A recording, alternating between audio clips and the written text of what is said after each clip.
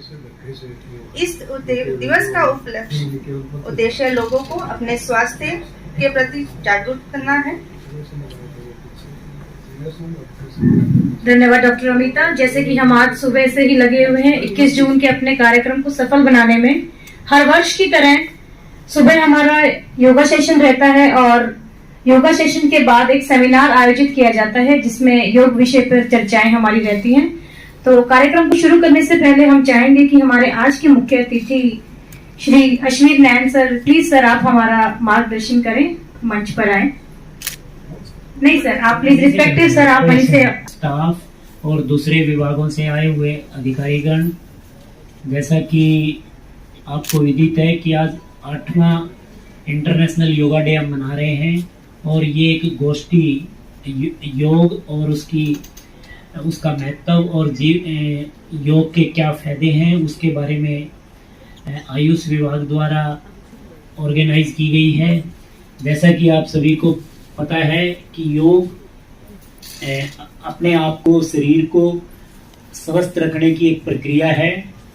योग से हम ना कि बीमारियों से दूर रह सकते हैं बल्कि हमारी कंसंट्रेशन और भी जितने प्रकार के विकार हैं वो भी हमारे दूर हो सकते हैं। और मुझे उम्मीद है कि आज की इस गोष्ठी में आप योग और योग से संबंधित जितनी भी धारणाएं हैं या जितने भी उसके फायदे हैं उनके बारे में विशेष ज्ञान प्राप्त करेंगे और अपने आप को खुद भी योग करेंगे और दूसरों को भी जीवन में योग करने के लिए प्रेरित करेंगे।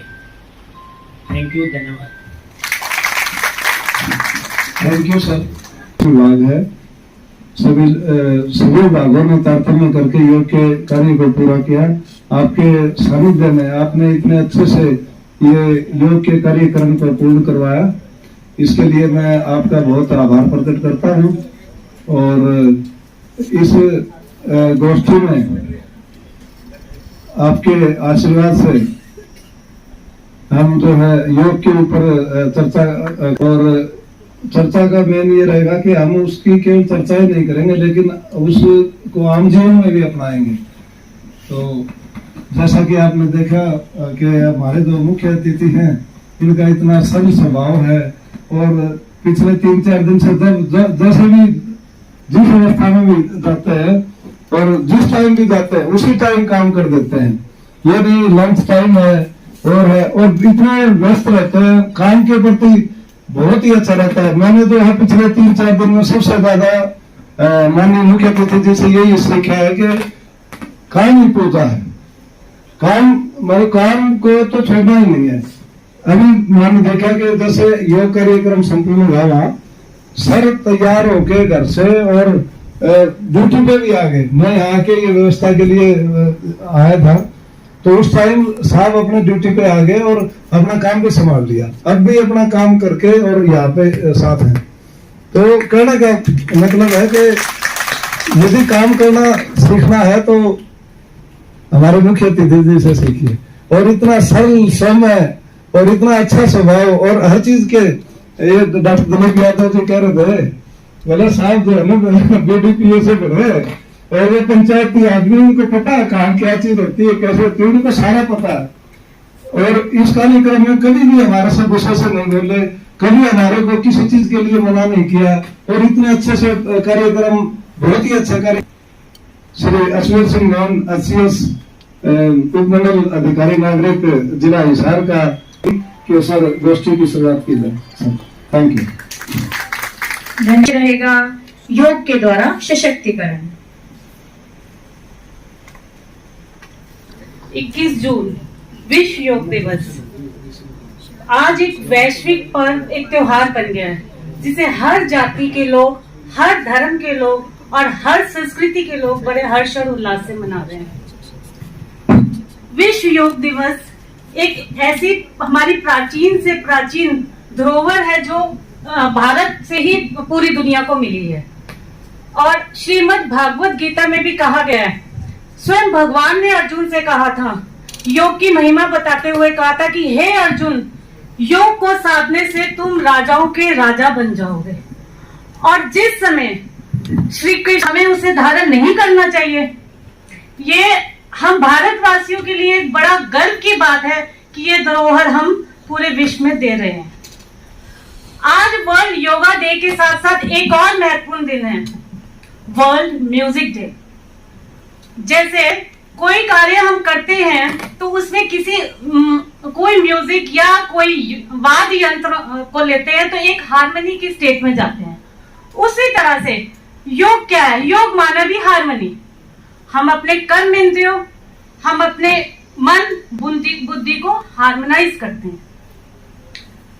जैसे हम अपने ऑर्गन को हार्मोनाइज करते हैं, उसको सुसंस्कृत करते हैं, उसको फोकस करते हैं, तो उससे एक वाइब्रेशन, एक तरंगे उत्पन्न होती हैं जो ना केवल हमारी बॉडी को ही खुशहाल नहीं बनाती, हमारे आसपास के एटमॉस्फेयर को भी खुशहाल बनाती।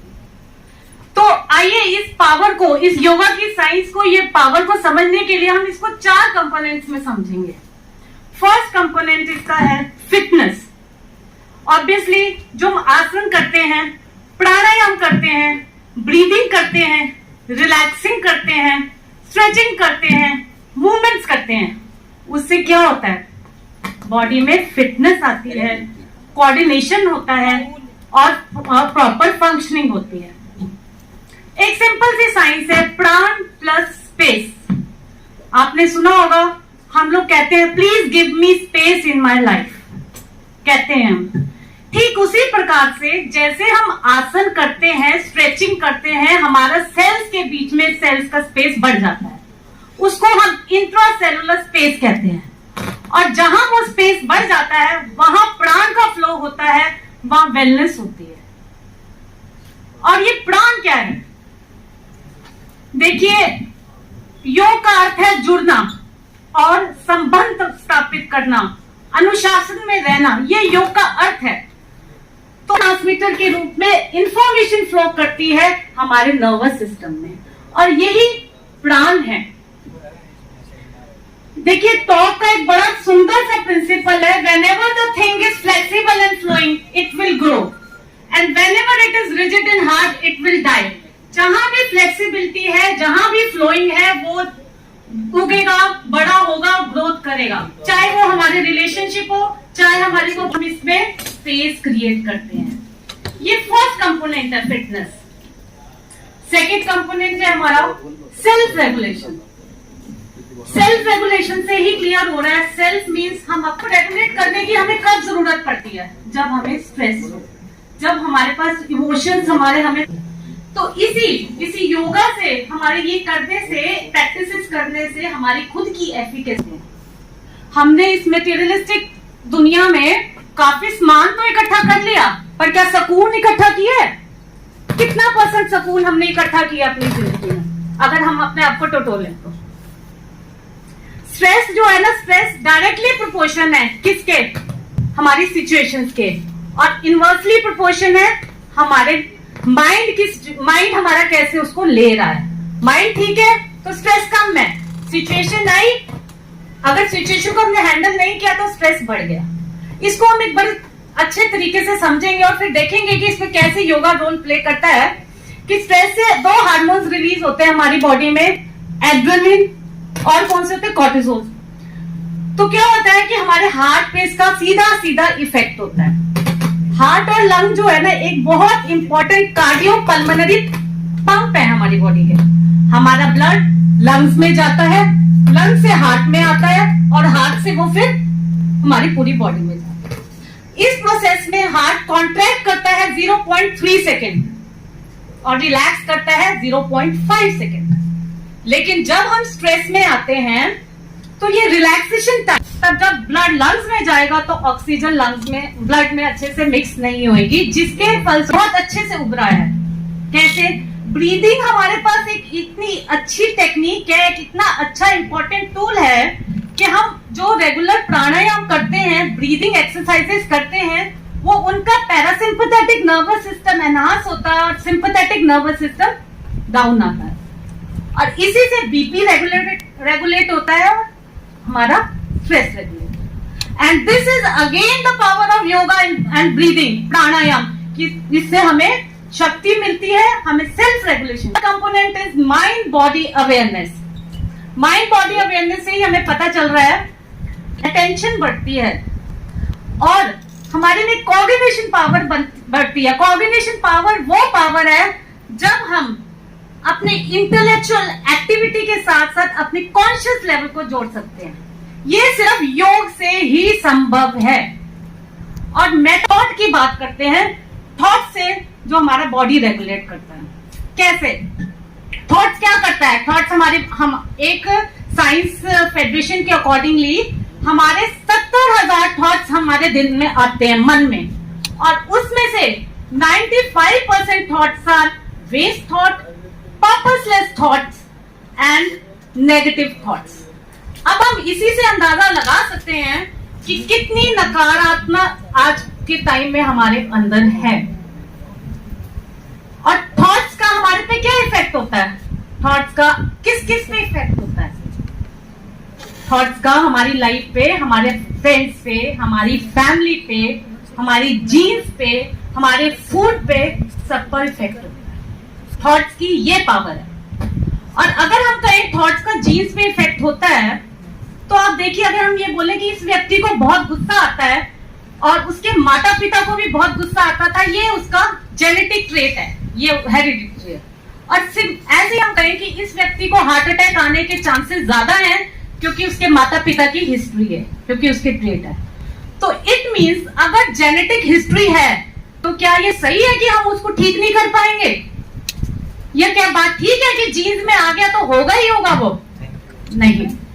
एक साइंटिस्ट ब्रूस लिप्टन नाम सुना होगा, सेल बायोलॉजिस्ट, जो इसी पर रिसर्चेस कर रहे हैं, और उन्होंने बताया जीन्स के ऊपर की एक साइंस के बारे में जिसे हम एपिजेनेटिक्स कहते हैं। तो खराब गर्म पानी पिया, चांसेस है जल्दी रिकवरी होने के और बेटर होने के, तो वो ट्रिगर है। हमने अपनी बंदूक अपने हाथ में दे रखी है। और एपिजेनेटिक्स वो साइंस है जो ऑन ऑफ का बटन हमारे पास है, ये साइंस है। तो योग से हम जीन्स को रीमॉडल कर सकते हैं, जीन्स को भी रीमॉडल कर सकते हैं अपने कॉन्टिन्यूसली प्रैक्टिसेस से। ये again this is the power of yoga, that through meditation we can remodel our genes too. एक लास्ट इसमें एक कंपोनेंट हम लेते हैं स्पिरिचुअलिटी। स्पिरिचुअलिटी एक सुपर डुपर स्टेज जो अटेन होती है थ्रू योगा। इसमें क्या होता है? सुपर डुपर स्टेज में एक ब्लिसफुल स्टेज आती है, एक हार्मनी की स्टेज आती है, एक यूनिटिव स्टेज आती है, जिसमें सुख और दुख, जो कि हायर लेवल पर है, सुख और दुख एक समान लगता है। तो इसमें एक मैग्नेटिक और एनकेफेलोग्राम स्टडी हुई, जिसमें क्या देखा? एक नॉर्मल आदमी का ब्रेन देखा, बिना टच किए नॉर्मल आदमी का ब्रेन देखा, इम्बैलेंस। क्यों इम्बैलेंस थे? Because of their mental poor health, depression, anxiety. लेकिन फिर एक दोबारा देखा गया कि जो 15 मिनट्स की मेडिटेशन डेली करते हैं, 15 मिनट की मेडिटेशन से क्या देखा गया कि उनका left hemisphere and right hemisphere वाला ब्रेन दे स्टार्टेड सिंक्रोनाइजिंग, उन पे सिंक्रोनाइजेशन हुई। और जब 25 मिनट्स मेडिटेशन वालों की स्टडी हुई तो ये देखा गया कि वो एक ब्लिसफुल, एक हार्मनी की स्टेट में है, जो मैंने अभी आपको बोला वर्ल्ड म्यूजिक डे के अवसर पे कि म्यूजिक के साथ एक हम हार्मनी की स्टेट में। This is the power of meditation. And meditation में हम सिंपली क्या करते हैं? हम अपने थॉट्स को फ्लश आउट करते हैं, हम एक स्पेस क्रिएट करते हैं, जो भी हम बता रहे हैं स्पेस के बारे में, उस स्पेस को क्रिएट करते हैं। ये एक स्पिरिचुअलिटी हमें सिखाती है। तो अगर हम ये कहें कि it give us total integrated and it gives us total balance of physical and mental health. This is the power of yoga. एक डॉक्टर मोहित हैं, cardiologist, GB Pant hospital Delhi में, वो इस पे काफी रिसर्चेस कर रहे हैं। तो उन्होंने एक ग्रुप लिया बच्चों का 18 से 30 साल, जिनको हार्ट प्रॉब्लम्स हुई, जिनकी कोई फैमिली हिस्ट्री नहीं थी, चाइल्ड नहीं था, फिर भी उनको हार्ट प्रॉब्लम्स आई। उन्होंने स्टडी किया उसको, तो उन्होंने क्या देखा? कोई फैक्टर होने नहीं पर उनको साइको सोशल फैक्टर मिले। हम अपने से रिलेटेड कर ले, स्ट्रेस, होम और सोसाइटी, सोशल फैक्टर, उनके लाइफ में भी वही फैक्टर थे। तो जब उनके क्रोमोसोम्स को देखा गया, क्रोमोसोम्स पे एक टोपी का स्ट्रक्चर होता है जिसको हम टीलोमेयर्स कहते हैं, ठीक है। और टीलोमेयर्स क्या डिसाइड करती है? हमारी एज, उसकी लेंथ क्या डिसाइड करती है? हमारी एज डिसाइड करती है। तो क्या देखा कि 18 से 30 साल के ग्रुप वाले का जो लेंथ था वो लेंथ 70 से 75 साल के बुजुर्ग का था, जो कि 50, 55, 60 पे जाने में कम होना शुरू हो जाता है किसी बीमारी के कारण, कोई स्ट्रेस के कारण या एनवायरमेंट के कारण। अब उन बच्चों को continuously meditation and thought process से उनको रीमॉडल और चेंज किया जा रहा है और बहुत मार्वलस रिजल्ट्स इसमें मिल रहे हैं। And this is the power of meditation. ये योगा की पावर। एक छोटी सी स्टोरी मैं बताऊंगी कि महात्मा के पास कुछ विद्वान गए और उन विद्वानों ने कहा भी हमारे पास तो ना योगा का टाइम है, अब करें इसको। तो महात्मा जी ने कहा बच्चे आप ऐसा करना कि आप अपने मृत्यु से एक दिन पहले से कर लेना। सारे लोग विद्वान वहां से उठ के जाने लगे। तो उसमें से एक विद्वान आकर वापस पूछता है कि महात्मा जी ये कैसे पता चलेगा कि हम कब मरेंगे? तो महात्मा जी ने कहा आपको यही नहीं पता कि आप कब मरोगे, कल मरोगे, परसों मरोगे, तो इसका मतलब आज से ही शुरू करना। ये स्टोरी इसलिए नहीं कि ये हम लोगों को ये सिखाने के लिए है, ये सेमिनार ऑर्गेनाइज करने के लिए है कि ये हमें अपने लाइफ में जब तक हम धारण नहीं करेंगे इस तरह के सेमिनार भी ऑर्गेनाइज करेंगे, इस तरह की वर्कशॉप भी ऑर्गेनाइज करेंगे ताकि हम अपनी लाइफ में इसको सीख सकें। योग से हम एक सुपर डुपर स्टेज में जाते हैं, जैसे बताया। तो अब मैं अपनी वाणी को कुछ 2 शब्दों में 2 लाइन लास्ट में ये कहूंगी कि ईश्वर ने जो भी हमें चीजें दी हैं उसके साथ सही संबंध स्थापित करना वो योग है। ठीक से संबंध ना स्थापित करना वो कुयोग है और उससे वियोग भी उत्पन्न होगा। तो हमारी मानवता के कल्याण के लिए हमें योग को धारण करना है, तभी हम इस थीम को सिद्ध कर पाएंगे जो कि आज का थीम था हमारा yoga for humanity. Thank you very much. Dharmpal Punia ji, Ayush विभाग के सभी अधिकारीगण, कर्मचारीगण और शिक्षा विभाग के सभी और भिन्न भिन्न विभागों से आए हुए सभी कर्मचारीगण, अधिकारीगण, आज योग दिवस के अवसर पर ये सेमिनार हम आयोजित कर रहे हैं ताकि जन जन का ये योग हिस्सा बने, प्रत्येक व्यक्ति योग से जुड़े और करके प्रत्येक व्यक्ति सर्वज्ञ सर्वव्यापक निराकार चेतन सत्ता परमपिता वो मार्ग हमें दिया। तो हम माननीय प्रधानमंत्री का बड़े आभारी हैं। हजारों वर्षों के बाद योग शब्द का प्रचलन हमारे बीच में हुआ है, योग का आरंभ हमारे बीच में हुआ है। हम उनका बड़ा धन्यवाद करते हैं। प्रतिवर्ष 21 जून को ये योग दिवस मनाया जा रहा है। तो मैं आभारी हूं प्रधानमंत्री जी का, जिन्होंने इतना सुंदर कार्यक्रम, इतना सुंदर विधा हमारे बीच में प्रस्तुत की और हम सब उसको आगे बढ़ाने के लिए लगे हुए हैं। योग से केवल शारीरिक उन्नति ही नहीं होती, बच्चे का सर्वांगीण विकास होता है।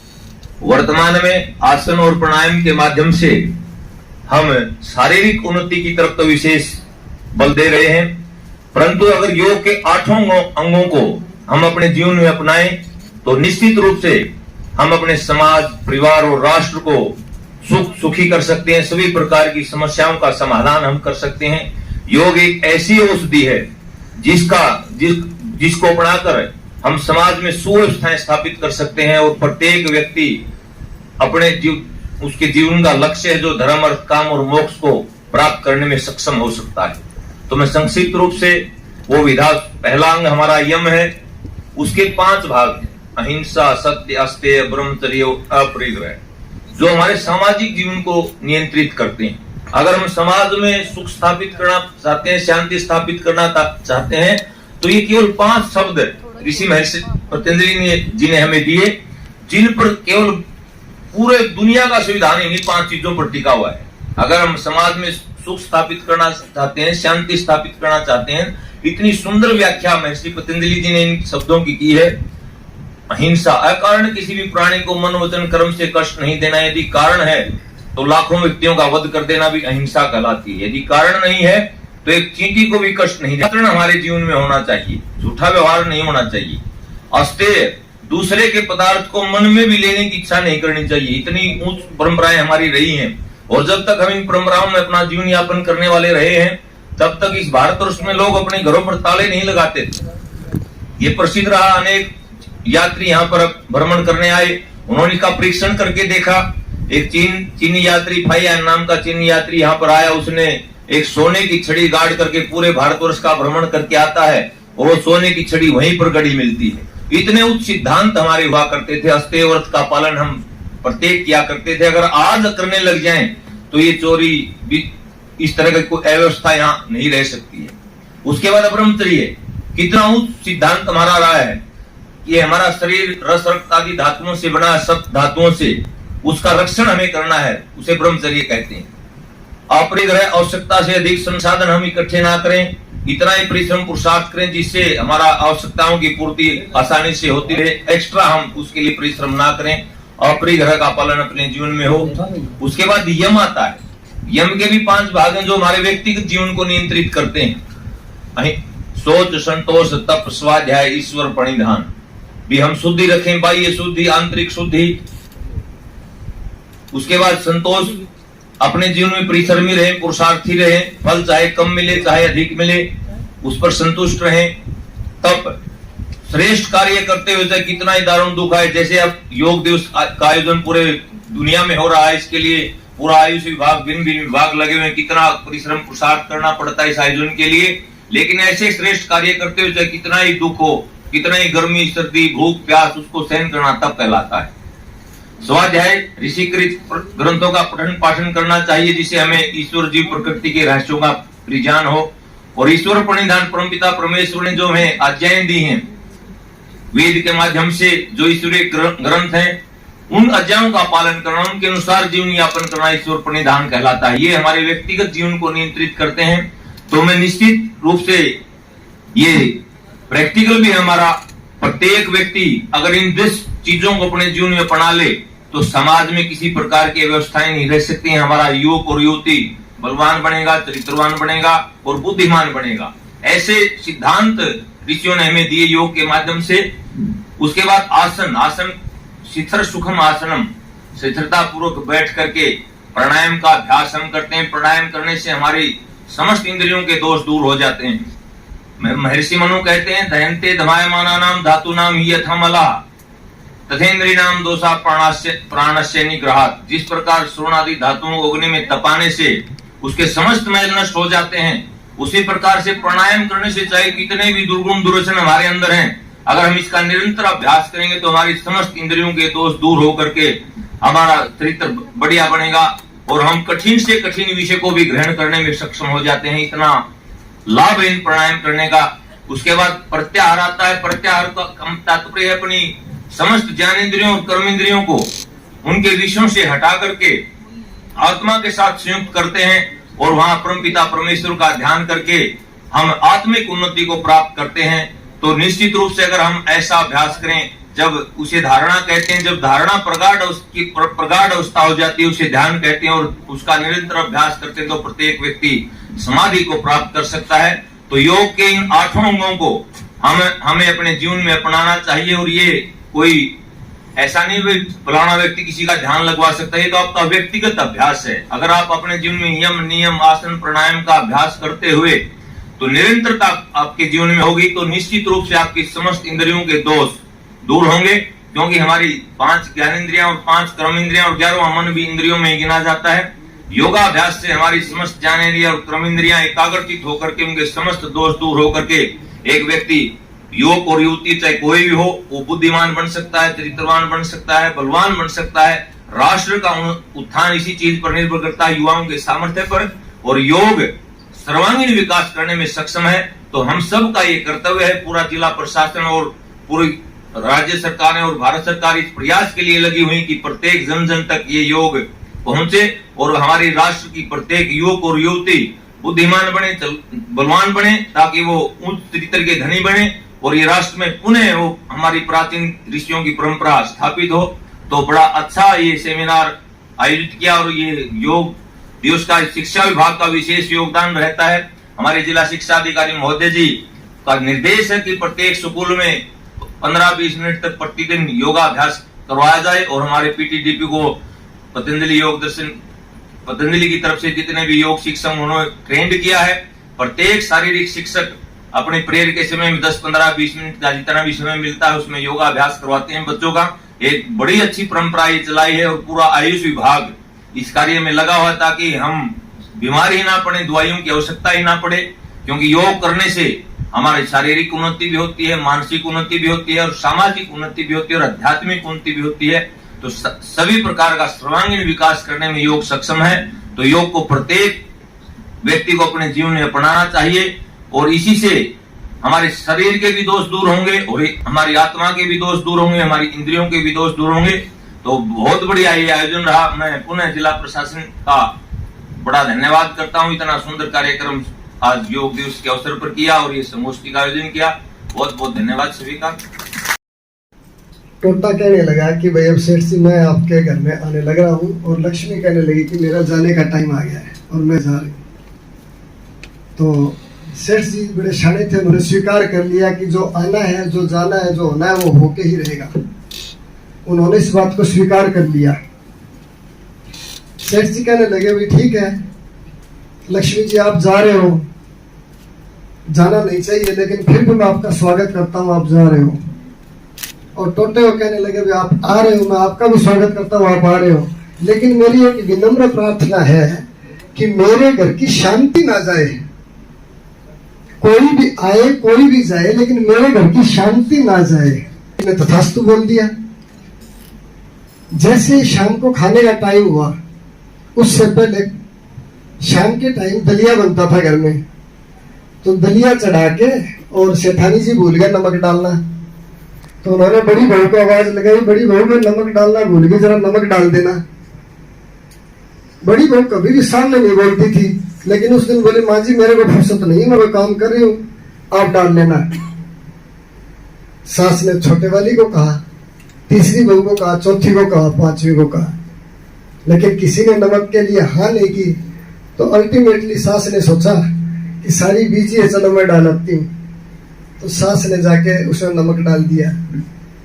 बड़ी बहू ने सोचा कि सास ने कह दिया तू बोल गई, कभी सामने नहीं बोलती थी, लेकिन ऐसा क्या हुआ, चल मैं डाल देती हूँ। वो भी डाली। उससे छोटे बड़े ने सोचा चल मैं भी डाल देती हूँ। सब ने मिलकर उससे 5 बड़ा नमक डाल दिया। अब दलिया तो खिचड़ी तो कड़वी होनी थी। शाम को सेठ जी आए खाना खाने के लिए। सबसे पहले सेठ जी को खाना परोसा जाता था। सेठ जी नीचे बैठ के खाना खाते थे। तो सेठ जी ने आवाज लगाई भाई भोजन का समय हो गया, भोजन दो। सेठानी जी भोजन लेके आए। सेठ जी ने जैसे चम्मच से भोजन मुंह में डाला, डालते मुंह कड़वा हुआ, लेकिन सेठ जी को याद आया कि समय अच्छा नहीं है, टोटा आया हुआ है, इसलिए कुछ भी नहीं बोलना। सेठ जी बड़े शांति से अपना भोजन करके चले गए। सेठ जी के बाद बड़ा लड़का आया। जैसे उन्होंने कहा भोजन डालो तो भोजन डाला, भोजन कड़वा था। तो उसने कहा पापा जी ने भोजन कर लिया? बोले हाँ जी कर लिया। कुछ बोल रहे? बोलना बोल तो टोटे की निशानी है, चलो। वो भी करके चले गए। दूसरा तीसरा सारे भोजन करके चले गए। 1 दिन निकल गया, 2 दिन निकला, 3 दिन निकले, 4-5 दिन निकल गए। टोटे को जब तक चैन नहीं मिलता, जब तक उस घर में अशांति ना हो, लेकिन उसको वरदान शांति का। आखिर टोटा क्या कहने लगा कि सेठ जी मैं आपके घर से जा रहा हूँ, आप वापिस लक्ष्मी को बुला लो, क्योंकि जब तक मैं हूँ, जब तक अशांति ना हो तब तक मुझे कुछ नहीं मजा आएगा। यहाँ पे यहाँ मजा तभी रहेगा जब अशांति हो। कहने का भाव, जब हम हर हाल में शांति को ढूंढते हैं, हर हाल में हर बात को स्वीकार करते हैं, जैसे बहन जी ने गीता के बारे में कहा, उधर भाई साहब ने योग के प्रयोग के बारे में या योग के नियमों के बारे में कहा, ये सब चीजें यथार्थ है। जब यदि हम हमारे जीवन के हर पल में शांति को स्वीकार कर लें, शांति बाहर से नहीं आएगी, शांति हमारे अंतर्मन से ही निकलेगी। और अंतर्मन से शांति कैसे निकलेगी? सुबह उठते ही यदि हम एक ही बात का ध्यान करें कि कुछ भी हो जाए मुझे आज शांत रहना ही है, और जिस दिन हम ये सोच के चलेंगे उठते ही परीक्षा शुरू होगी, क्योंकि जो बात हम सोचते हैं उसकी परीक्षा जरूर शुरू होगी। लेकिन हमने सोच लिया कि हमने शांत रहना ही है, तो कितनी भी बल परीक्षाएं आए, शांत रहना ही है। और एक दिन आप शांत रहोगे, 2 दिन शांत रहोगे, तीसरे दिन आपकी नेचुरल नेचर बन जाएगी शांत रहने की, और आपको दिक्कत नहीं आएगी। आपका परिवार खुश रहेगा। सबसे पहले आप खुद खुश रहेंगे। जब आदमी खुद खुश होता है तो परिवार खुश होता है, और परिवार खुश होता है तो समाज खुश होता है, समाज खुश होता है तो देश खुश होता है, देश खुश होता है तो ये सारा संसार खुश होता है। तो शांति हमारे खुद के पास है। तो मैं निवेदन करूंगा कि आज नहीं, अभी से हम ये सोच के जाएं, कुछ भी हो जाए हम शांत रहेंगे केवल 3 दिन के लिए। Thank you. ओम शांति।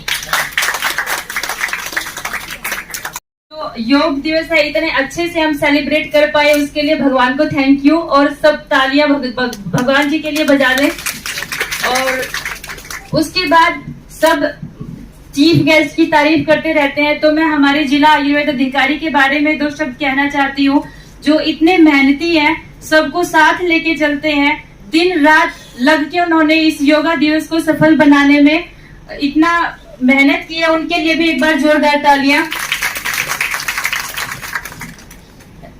योग, आज सुबह से हम सभी लोग योग कर रहे हैं। मेरा मेन टॉपिक आज अष्टांग योग का था, जो सर ने बहुत अच्छे से डिस्क्राइब किया।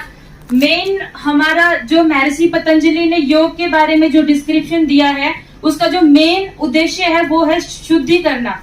शुद्धि होती है 2 तरीके की, बाह्य शुद्धि और आंतरिक शुद्धि। तो जो हमने आज सुबह आसन और प्राणायाम किए हैं, वो अष्टांग योग के जो 2 ही मेन पार्ट हैं, जो हम ज्यादातर अपनी जिंदगी में सब लोग कर लेते हैं। पार्क में भी, घर में भी सब लोग आसन प्राणायाम ज्यादातर लोग कर लेते हैं, लेकिन हम अष्टांग के जो बाकी जो 6 पार्ट रह गए हैं, उनके ऊपर हमारा ध्यान कम जाता है। इसलिए जो सर ने आज यम, नियम और प्रत्याहार, धारणा, ध्यान और समाधि का जो उन्होंने डिस्क्राइब किया है, उसका हम सभी लोगों को अपने जीवन में जरूर पालन करना चाहिए। हर व्यक्ति का एक जो मेन उद्देश्य लाइफ में होता है खुश रहना। खुश रहने के लिए सबसे जरूरी है शांति और योग का अपने जीवन में पालन करना। उसके साथ साथ 2 और भी चीजें हैं, जैसे कि यहाँ पर आयुर्वेद विभाग, आयुष विभाग सारा है, तो आयुर्वेद को अगर हम जीवन में अपनाएंगे तो हम हमारे स्वास्थ्य को और अच्छे से मेंटेन कर पाएंगे। तो हमारा आहार और दिनचर्या और ऋतुचर्या, जो चरक ने हमें जो हमने अपने कोर्स में भी पढ़ा है, चरक में आहार को, दिनचर्या को, ऋतुचर्या को अगर हम अपने जीवन में लागू करेंगे, तब भी हम अपने स्वास्थ्य को अच्छे से मेंटेन कर पाएंगे। आहार के बारे में मैं थोड़ा सा बताना चाहूंगी आपको कि एलोपैथी में हम कहते हैं कि हमारे भोजन में जो है वो नरिशमेंट होनी चाहिए, न्यूट्रिशन होना चाहिए, जिसमें फैट्स, कार्बोहाइड्रेट्स, फैट्स, विटामिन, ये सब होना जरूरी होता है। उसी हिसाब से आयुर्वेद में हमें क्या बताया गया है कि जो 6 रस होते हैं मेन, मधुर, अम्ल, लवण, कटु, तिक्त और कषाय, ये हम अगर हमारे भोजन में शामिल करेंगे तो वो हमारे स्वास्थ्य के लिए बहुत ही अच्छा रहेगा। मधुर मतलब जो खाने में मीठा होता है, उसको हम मधुर के अंडर मानते हैं। अम्ल जो खट्टी चीजें होते हैं, जिसे हम विटामिन सी या दूसरे फ्रूट्स के थ्रू लेते हैं, वो अम्ल के अंतर्गत आता है। लवण जो नमकीन चीजें होती हैं, वो लवण में आएंगी। कटु जो तीखी स्पाइसी होती है, मिर्च वाली जो चीजें होती हैं, वो। तिक्त होता है कड़वा, जैसे नीम का टेस्ट कड़वा होता है हमारे भोजन में, जैसे करेला होता है, तो उस रस का होना भी बहुत आवश्यक है। और लास्ट है कषाय। तो जो आयुर्वेद में ये 6 रस बताए गए हैं, हमें सभी से मिला जुला भोजन करना चाहिए, तो हमारे स्वास्थ्य के लिए बहुत ही अच्छा रहेगा। उसी हिसाब से जो दिनचर्या हमने चरक में पढ़ी है, सुबह उठने से लेकर रात को सोने तक की, वो सारी दिनचर्या का पालन हमें जरूर करना चाहिए। बहुत जल्दबाजी के चक्कर में हम बहुत सारी चीजें स्किप कर देते हैं। दिनचर्या में लेके सर से लेके पैर तक बहुत सारी चीजें होती हैं, जिसमें नश्य होता है, कर्ण पूर्ण होता है, और जो सिर के, जैसे सिर से स्टार्ट करें तो हम सिर में मालिश करना, ये सब सारी चीजें हमने पढ़ी जरूर है, लेकिन हम सारी चीजें व्यस्त जीवन के कारण अपने जीवन में प्रयोग नहीं कर पाते हैं। तो मैं सबसे यही गुजारिश करूंगी कि अगर हम स्वस्थ रहना चाहते हैं, जिंदगी में खुश रहना चाहते हैं, तो अच्छा आहार लें, दिनचर्या और ऋतुचर्या का पालन जरूर करें, और योग के 8 अंगों को अपने जीवन में जरूर अपनाएं। जय हिंद।